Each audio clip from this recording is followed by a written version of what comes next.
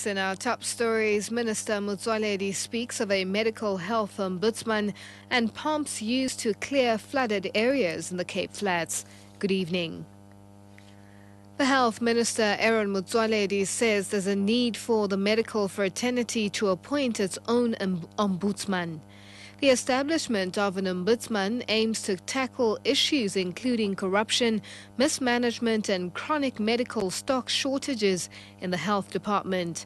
Motsoaledi says this will formalize the public's complaints against inappropriate medical services rendered by doctors. Run a risk of having social unrest, because if not everyone could access their health, it causes a lot of disquiet and a lot of unrest within those people. Partly of the universal access to health is to ensure that everybody accesses health, and that results in the stability of the country. So as South Africa, we cannot risk that, because we definitely want to accommodate everybody in the health sector. Fan Bom of the People's Health Movement of Australia says the best way to provide a comprehensive healthcare system is to come up with initiatives such as NHIS. A lot of sense. There's a lot of evidence that the best way to provide health services to a whole population are through just that kind of national insurance scheme. We've got one in Australia, and it means everybody, however rich or poor they are, have access to the same health services, and that's really important.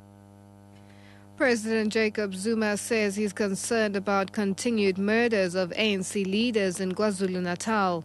Zuma was speaking at the funeral service of ANC councillor Wandile Mkhize at Port Shepstone. Zuma described him as a dedicated youth leader whose death has left a vacuum in the ANC. Zanele Buthelezi reports. President Jacob Zuma said he's worried that brutal attacks on ANC leaders are becoming common.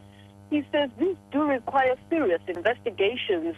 Other ANC leaders that have been killed recently in KwaZulu-Natal include eThekwini councillors Busbiya and Wiseman Mshibe.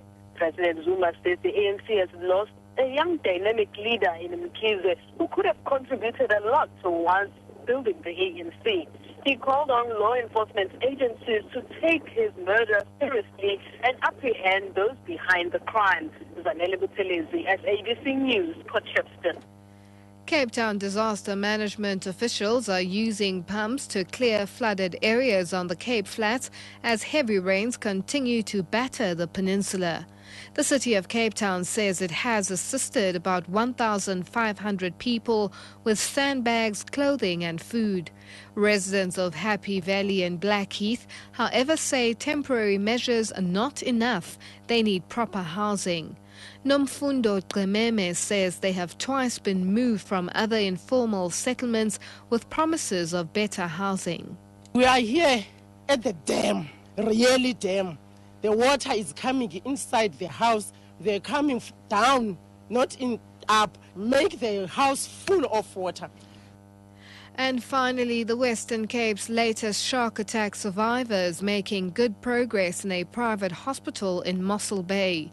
29-year-old Jacques Mostert, a chartered accountant from Centurion, sustained serious bite wounds to his left leg while surfing with friends at Sand Beach near Stilbaai on Friday. An upbeat Mostert speaks from his hospital bed. For me personally, I realized that I'm probably going to have to go back into the water some other time, but I think my girlfriend has made it quite clear that surfing is a sport that I will not be practicing in the near future again.